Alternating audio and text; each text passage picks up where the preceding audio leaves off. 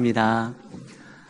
지난 한 주 동안 내년도 목회 계획을 세우기 위해서 우리 교회가 어떠한 방향으로 어떻게 하면 교회가 더 건강해지고 더 성숙해지고 성장할 수 있는지 고민하기 위해서 기도원에 들어갔습니다. 그러면서 생각하고 있는데 제가 잘못 생각했더라고요. 교인들을 어떻게 훈련을 시키고 어떻게 교인들과 머리를 맞대고 고민하면서 훈련을 받아야지 우리 교회가 성장하고 부흥하고 건강해질 수 있다, 이렇게 생각했는데 울림이 있어요. 목회자가 건강한 만큼 교회는 건강해집니다. 목회자가 성장한 만큼 교회는 성장해지는 거예요. 그러니까 다른 사람의 문제가 아니라 내가 더 말씀으로 건강해지고 성장하면 그것을 함께 할 수 있는 우리 성도님들이 저들의 삶이, 믿음이 더 성장해지고 건강해지겠구나 생각이 들어서요. 내년도에는 교회의 성장은, 목회자의 성장은, 성도의 성장은 하나님으로 인해서 얻어지는 겁니다. 그래서 하나님께 더욱더 집중하고 주의 말씀에 더욱더 헌신되는 한 해를 우리가 목표로 나아가려고 합니다. 그래서 오늘 본문이 바로 하나님께, 예수님께 집중하라는 거예요. 우리는 많은 문제들을 안고 있습니다. 그러나 그 문제들의 원인은요, 다른 것에 있지 않아요.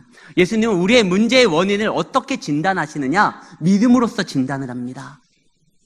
우리가 생각해 내 문제는요, 환경이 안 좋은 거고, 내 문제의 모든 근심은 내 자녀 때문에 그런 거고, 교육 문제 때문에 그런 거고, 정부의 정책이 잘못됐기 때문에 그런 것 같고, 부동산 때문에 그런 것 같고, 교육 때문에, 그 다음에 땅 때문에, 이런 것 때문에 잘못된 건 줄 알았는데, 예수님은 그게 아니라는 거예요.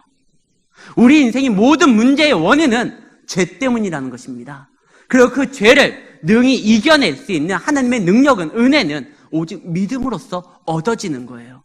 그래서 예수님은 우리의 인생의 문제를 믿음에 대해서 진단하시고 그거에 대해서 말씀하시는 경우가 굉장히 많습니다. 오늘 우리가 읽었었던 이 본문에서도 예수님이 말을 해요. 왜 두려워하느냐? 이 믿음이 적은 자들아. 왜 의심을 하느냐? 이 믿음이 없는 자들아. 그들이 두려워하고 그들이 흔들렸었던 건 다른 것이 아니라, 저 풍랑 때문이 아니라 하나님을, 예수님을 믿지 못한 그들의 믿음의 연약함 때문에 그것이 문제였던 거예요. 우리가 살아가는 인생에서는 언제나 풍랑이 일어납니다. 언제 한번 잠잠했던 적이 있습니까? 항상 우리가 연말을 맞이했을 때 이런 말을 씁니다. 다사다난했던. 언제나 인생에 있어서 우리는 평탄하지를 않았어요. 늘 문제가 있었어요. 그러나 이것을 참 한 해 동안 감사했었다라고 말을 했었던 이들은 그들의 믿음이 하나님 안에서 흔들리지 않았을 때, 이것을 믿음으로써 해석했을 때 그 고백이 비로소 가능했었던 것입니다. 풍랑을 보고 두려운 것이 우리의 인생의 어떤 문제라고 하면은 우리는 주님을 보고 이 풍랑을 잠잠케 하시고 능히 이기시고 그 풍랑을 밟아서 평탄하게 만드시는 하나님의 능력으로 살아가는 우리 성도들의 삶이 되어야 되는 줄 압니다. 오늘 이 본문은요, 앞선 내용과 연결되는 연결선상에 있는 내용이기 때문에 그 앞선 내용이 뭔지 그것부터 살펴야 돼요. 오늘 이 풍랑을 잠잠케 하셨던 예수님의 이 사건이 있기 바로 전에 무슨 일이 있었느냐? 오병이어의 사건이 있습니다. 빈들에서 먹을 것이 없어서 근심하고 고민했었던 그들에게 예수님이 저들에게 먹을 것을 주는 거예요. 방금 전까지 하나님의 말씀으로 무엇인가 가슴속에서 막 뜨거움이 올라오고 있었는데 그들은 현실의 문제 앞에서 좌절할 수밖에 없습니다.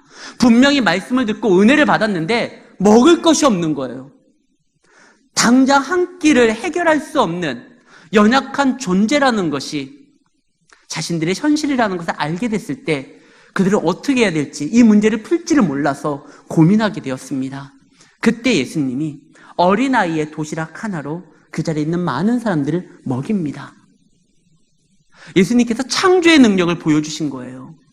아무리 어린아이의 도시락을 통해서 이것이 마중물이 되어서 많은 사람들이 먹고 남을 수 있는 풍성한 것을 만들었다지만 사실 이 어린아이의 도시락이 없어도요, 그것이 없다 할지라도 예수님께서는 그들을 능히 먹일 수가 있었어요.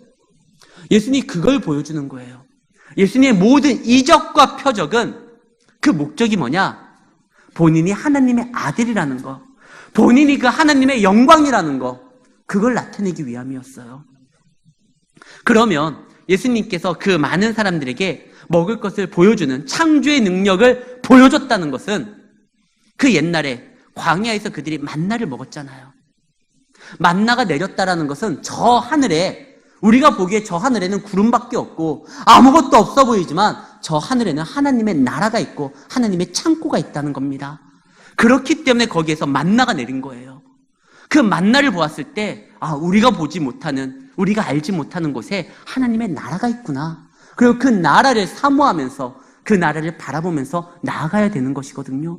근데 그 나라를 그냥 보여주실 뿐만 아니라 그 나라를 가지고 오신 하나님의 아들이신 예수님이 많은 사람들에게 먹을 것을 준 겁니다. 내가 바로 생명의 떡이다. 우리가 아까 읽었었던 교동문에 내 살을 먹고 내 피를 마시고 생명의 떡인 내가 직접 와서 너희들에게 나를 준다. 먹고 마셔라. 그러면 너희가 살 것이다. 이제 더 이상 먹는 문제로 고민하지 말아라. 이걸 보여준 거예요. 그랬더니 많은 사람들이 그 먹을 것을 보고 기뻐하고 감동을 받으면서 요한복음에는 이 내용에 대해서 보다 자세하게 나와요. 뭐라고 나오냐? 그때 그 무리들이 예수님을 왕으로 세우려고 합니다. 저가 왕이 되면 먹는 문제는 해결되는구나. 근데 왕으로 세울 수가 없어요. 왜? 지금 이스라엘을 지배하고 있는, 시료 지배하고 있는 나라가 어느 나라죠? 로마예요. 이스라엘의 주권이요, 지금 현실에서는 로마가 잡고 있어요. 근데 저들이 예수님을 왕으로 세우면 반란이 되는 거예요.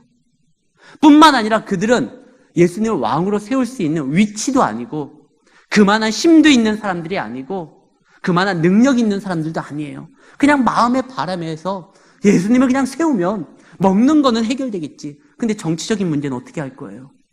로마의 관계는 어떻게 할 거예요? 하나님께서 직접 이 땅에 오셔가지고 이루고자 하시는 나라는 세상과 대립해가지고 싸워서 물리적인 힘으로써 점령하는 나라가 아니라 복음으로써 변화시키는 나라인데 예수님이 오셔서 이루고자 하시는 하나님의 나라에 대한 이해도 모르겠고 그냥 자기들의 만족함을 통해서 예수님을 왕으로 세우려고 하니까 이게 잘못된 거거든요. 근데 제자들이 거기에서 같이 흥분해요. 제자들도 방금 전까지 먹을 것을 어떻게 구하는지를 몰라서 고민했는데 예수님께서 그 제자들을 통해 가지고요, 너희들이 먹을 것을 줘라. 그 어린아이의 도시락을 가지고 축사하시고 기도하시고 제자들에게 떼어서 나눠주고 너희들이 이걸 줘라. 예전에 제가 보았었던 예수의 생애라는 3부작 영화에서 그런 장면이 나와요. 예수님께서 제자들에게 바구니에다가 그 떡과 보리떡을 이렇게 나눠줘요. 생선을 나눠줘요. 그럼 그걸 가지고 무리들에게 막 이렇게 붓는데 이것이 마르지 않고 막 쏟아지는 거예요. 그러니까 제자들이 너무 신나하는 그런 모습이 그 영화에서 나오는데 아마 그랬을 것 같아요. 이게 뭐야? 자기들이 막 붓는데 끊이지가 않는 거예요. 사람들은 열광하고 기뻐하는 거예요. 제자들도 막 흥분해요. 사람들이 말을 하죠. 저를 왕으로 삼자. 저 사람을 우리가 왕으로 삼고 우리가 그의 나라에서 같이 먹고 마시며 즐기며 살아가자. 그때 제자들이 으쓱합니다. 저 사람이 바로 내가 모시는 선생님인데 예수님이 왕이 되면 우리는 각자 한 자리씩 내각을 책임지는 어떤 장관의 위치에 쓸 수가 있을 텐데 그들이 막 우쭐하고 좋아해요. 그때 예수님이 이것이 굉장히 큰 시험이라고 생각하고 제자들을 재촉해가지고 보냅니다. 아니 이게 왜 시험일까? 주님의 놀라운 영광이 나타나고 많은 사람들이 호응하고 함께 기뻐하고 즐거워하는 이 순간을 예수님은 굉장히 무서운 시험이라 생각해서 제자들을 그 자리에서 빨리 재촉해서 떠나게 합니다. 왜 그렇느냐? 지금 사람들이요, 예수님을 왕으로 세우겠대요. 아직 예수님이 뭘 지지 않았죠? 십자가를 지지 않았어요. 우리 죄의 문제에 대해서 아직 해답을 내놓지 못하셨어요. 그것을 해결하지 못하셨어요. 십자가에 달려 당신의 생명을 버려야지만 우리 대신 그 죽음을 감당하셔야지만 우리의 죄 문제가 해결되거든요. 아직 해결돼도 안 됐는데 단순히 먹는 것 때문에 사람들이 그 예수님을 왕으로 세운다고 하면 하나님 나라에 예수 그리스도의 희생 없이 세워지는 나라는 위험합니다. 왜 그러냐면 자칫 하나님의 영광이 아닌 사람의 인정으로 그 나라가 만들어질 수 있기 때문에 그래요. 그래서 예수님이 이것이 시험이라 생각합니다. 고린도전서에 보면은 이렇게 나와 있습니다. 10장 12절. 너희가 선줄로 생각될 때 넘어질까 조심하라. 사단은요, 은혜의 순간에 오히려 우리를 시험하려는 그 틈을 타려고 해요. 실제로 베드로가 한참 기분이 좋을 때가 있었습니다. 이 바로 다다음 장에 마태복음 16장에 예수님이 물어봐요.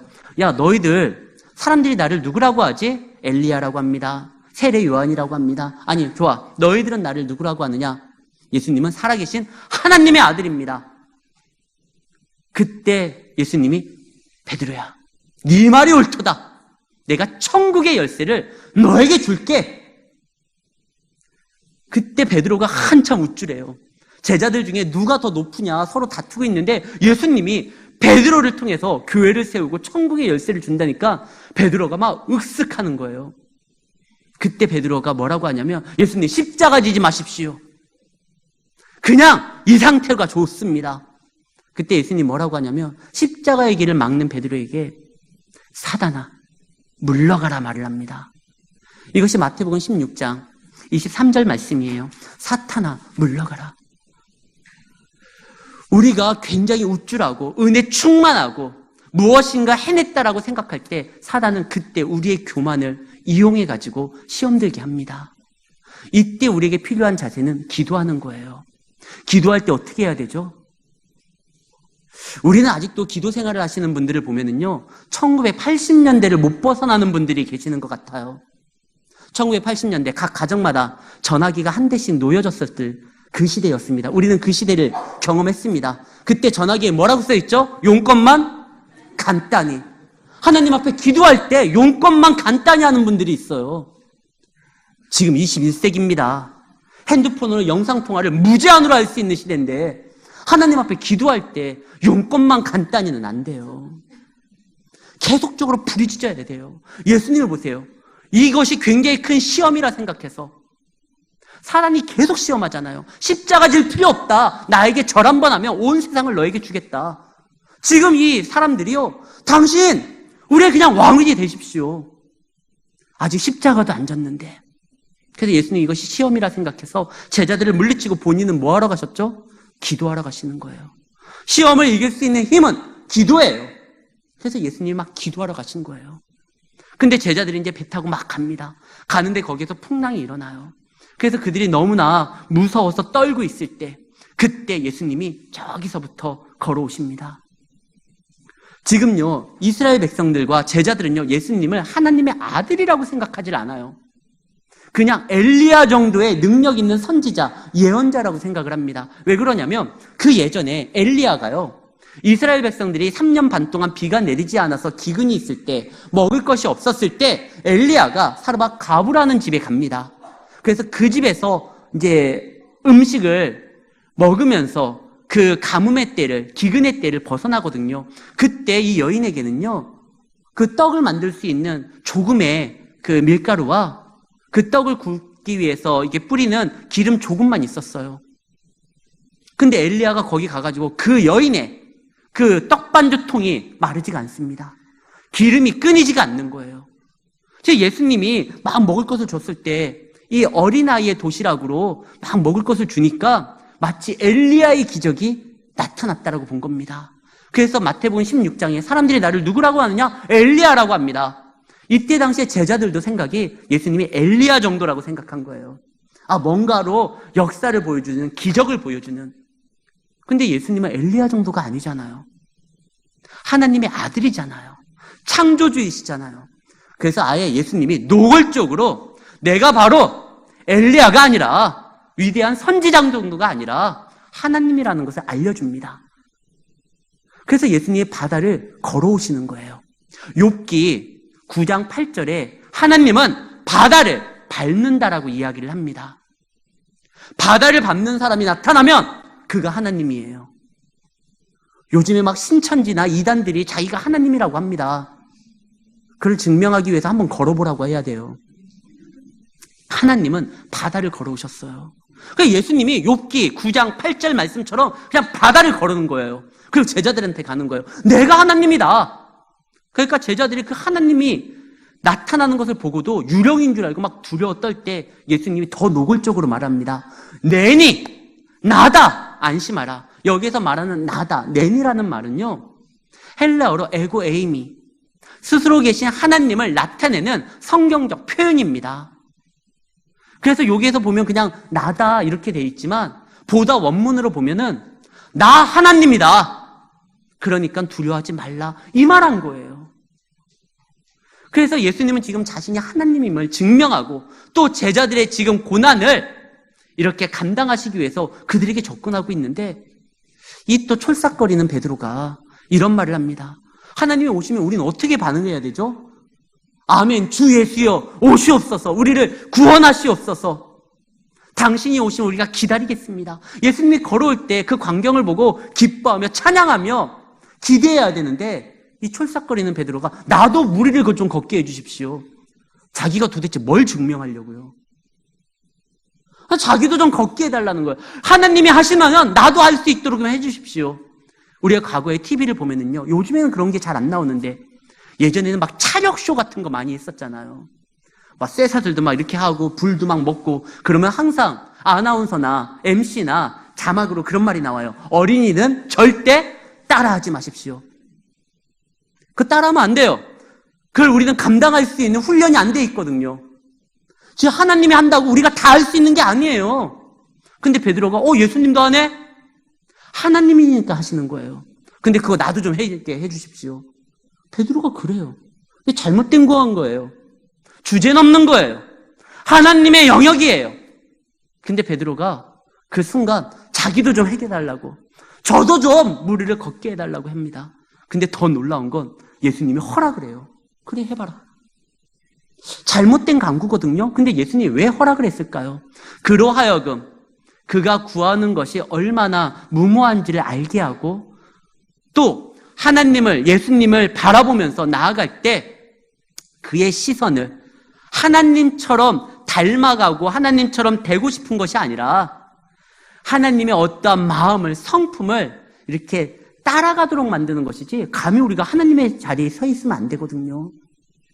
그래서 그 베드로의 잘못된 시선을 좀 교정시키려고 그래, 와봐라. 대신 네가 잘못 구했지만 나를 바라보고 나아갈 때 이것이 너에게 복이 되는 줄 알고 그래, 한번 와봐라. 이 말씀한 거예요. 우리가 때로요, 다 알고 항상 정답만 체크하고 신앙생활 합니까? 때로는 우리의 기도가요, 너무나 허황될 때가 있어요.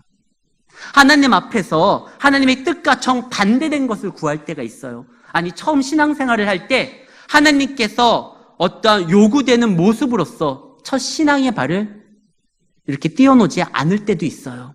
어떤 다른 불순한 의도로 오는 경우도 있어요. 예전에 이명박 전 대통령이 대통령이면서 교회의 장로였잖아요. 그 교회에 수많은 정치인들이 막 이렇게 모여요. 뭐 불교 신자도 있고 무신론자도 있는데 왜? 거기 누가 있으니까? 대통령이 있으니까 얼굴이라도 한번 이렇게 도장 찍으려고. 그런 불순한 의도를 가지고도 오는 사람들이 있어요. 그래도요, 그 오는 것을 막지 않아요. 하나님께서는 얼마든지 그들이 하나님만 바라보고 믿음으로써 나아가기만 한다고 하면 그 잘못된 것을 다시 변화시켜가지고 하나님의 귀한 자녀로서 만들 수 있는 자신이 있거든요. 와봐라. 그래, 와. 베드로가 탁 걷습니다. 주님을 바라보면서 걸어갈 때는 괜찮았어요. 잘못된 구함이었지만 주님이 허락을 했고, 그리고 주님의 부름 앞에 그 음성을 듣고 주님을 바라보고 걸어갈 때는 아무 문제가 없었어요. 그런데 그 순간 풍랑 소리와 파도 소리가, 바람 소리가 그를 겁나게 합니다. 순간 그걸 볼 때 두려움 나머지 빠지게 돼요. 지금 베드로가 주님을 바라보지 않고 주님의 음성대로 쫓아가지 아니하고 그것을 봤다는 것은 지금 예수님보다 자기의 인생에 있어서 더 중요하고 시급한 것은 이 풍랑이고 이 상황이라고 생각한 겁니다. 그걸 바라보니까 빠지는 거예요. 그때 예수님이 어떻게 하시죠? 얼른 오른손으로 그를 잡아가지고 무리에서 건져내십니다. 우리가 지금 착각하면 안 돼요. 예수님에 대한 그림을 보면 항상 우리가 성화를 보면은요, 예수님이 어떻죠? 여리여리해요. 꽃미남 스타일이에요. 그리고 고개는 항상 이렇게 얼짱각도로 이렇게 돼 있어요.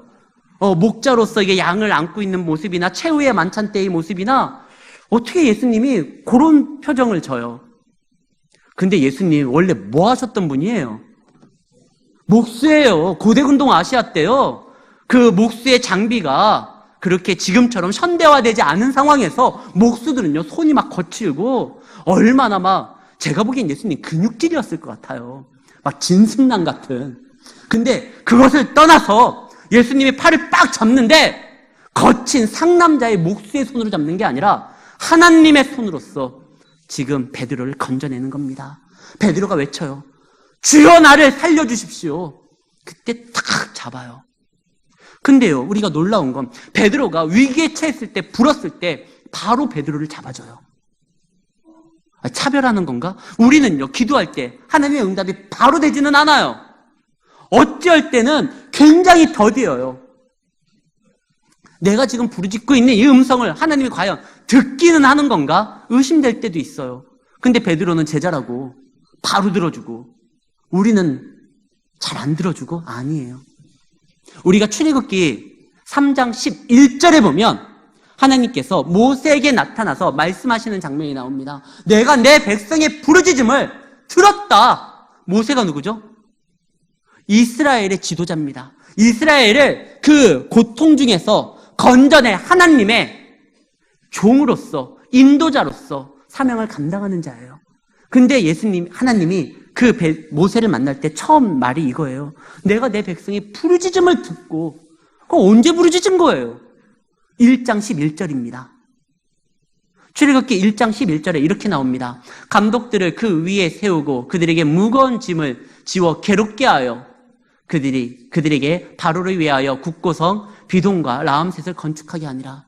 아까 3장 7절에는 뭐라고 되어 있죠? 3장 7절에는 여호와께서 내가 애굽에 있는 내 백성의 고통을 분명히 보고 그들의 감독자로 말미암아 부르짖음을 듣고, 이 감독자로 인해서 너무나 어렵게 만든 사람으로 인하여 부르짖었다고 되어 있거든요. 그러니까 백성은 언제 부르짖었느냐? 출애굽기 1장 11절에 부르짖은 거예요. 그 부르짖음에 대한 해답을 하나님이 뭘로 준비했느냐? 모세로 준비했어요. 근데 1장과 3장 사이에는요, 굉장히 큰 시간의 갭이 있습니다. 최소한 85년 이상의 시간이 있는 거예요. 백성은 부르짖어요. 살려달라고 부르짖어요. 그때 하나님께서 어떻게 역사하느냐? 2장 1절에 보면은요, 한 레위인이 한 여자를 만나서 결혼을 하게 됩니다. 그리고 아이를 낳아요. 모세가 몇째죠? 셋째예요. 그에게는 아론이라는 형도 있고 미리암이라는 누이도 있어요. 그 다음에 모세예요. 그러니까 이 레위인 사람이 한 여인과 만나가지고 결혼을 하고 아이를 출산하는데 아론 혹은 미리암 이렇게 출산한 다음에 나중에 그 다음에 모세예요. 그리고 모세가 이 하나님의 인도함을 받았을 때 그때의 나이가 80이에요. 그래서 최소 임신하고 첫째, 둘째 난 다음에 셋째까지 모세까지 오면은 85년이 지난 거예요. 적어도요. 이스라엘 백성들의 부르짖음에 하나님께서는요, 85년 후에 그 해답을 제시하십니다.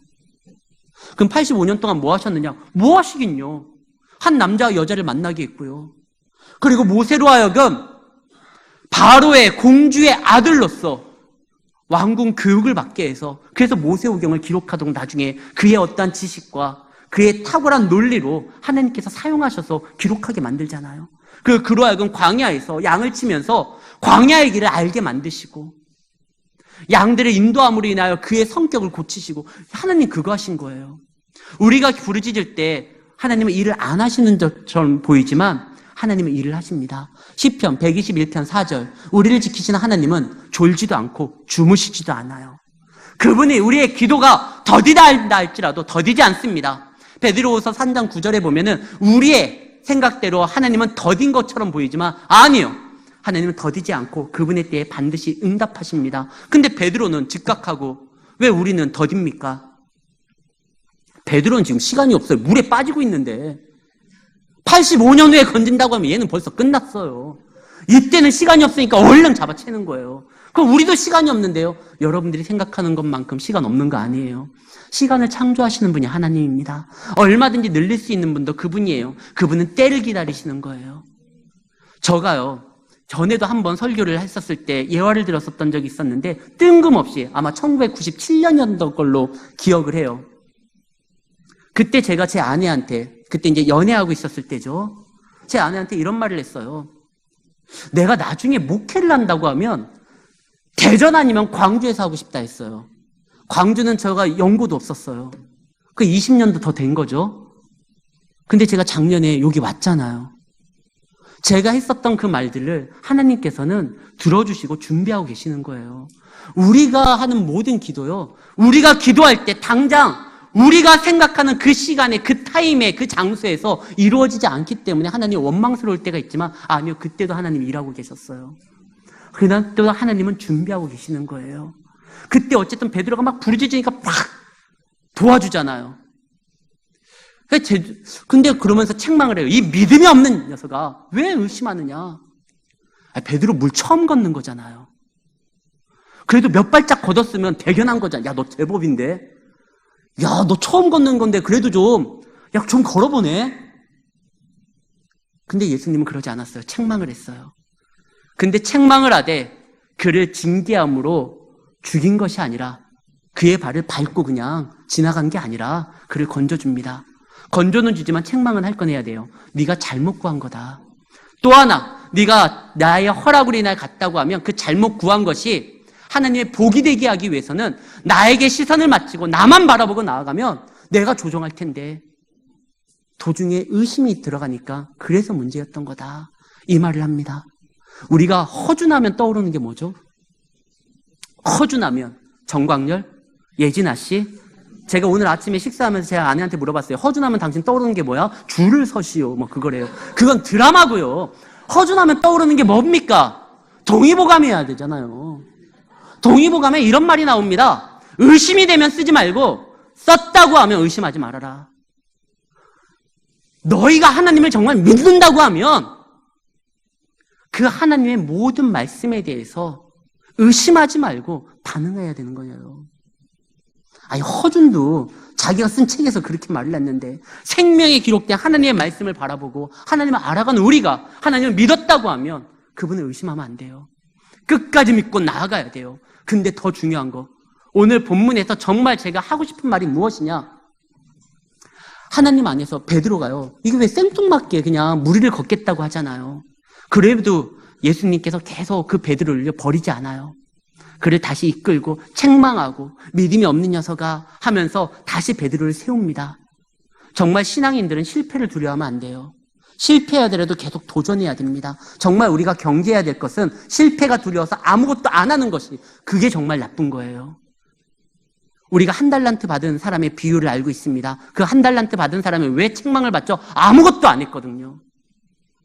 그가 뭘 남기고 안 남기고가 중요한 것이 아니라 아무것도 안 했다는 게 문제예요.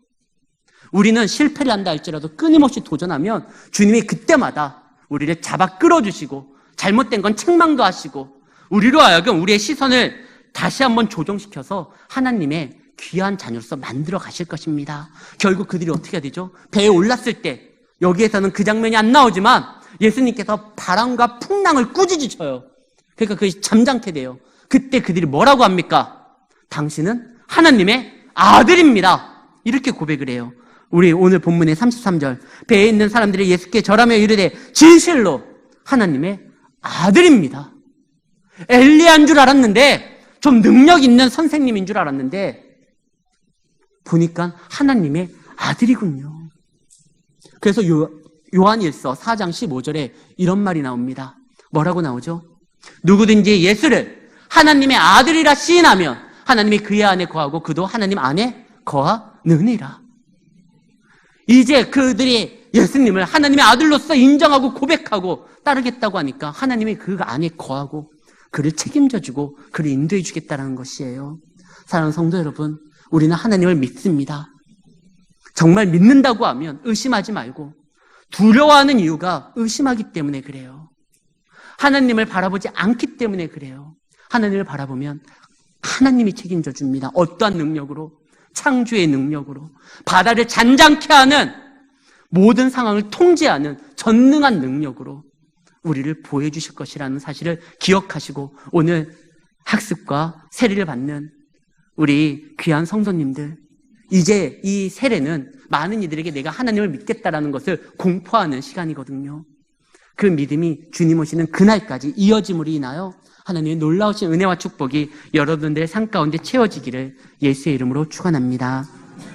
하나님 아버지 감사합니다. 아버지 하나님 안에서 주님을 믿고 의지하며 주님을 바라보며 나아갈 수 있는 성도의 자세가 우리 가운데 일어날 수 있도록 역사하여 주시옵소서. 주님을 바라보게 하시고 주님을 인하여 거룩한 도전을 하게 하여 주시고, 실패한다 할지라도 우리를 다시 잡아주시고 우리의 시선을 조정시켜 주시며 하나님의 귀한 자녀로서 주님께서 원하시는 것을 바라보고 나아갈 수 있도록 인도하여 주시는 주님의 손길을 느끼며 끝까지 사명 감당할 뿐만 아니라 믿음 지키며 나아가는 우리 성도들 되도록 역사하여 주시옵소서. 언제나 함께 하실 줄을 믿고 감사를 드리며 사랑 많으신 우리 구주 예수님 이름으로 기도드립니다. 아멘.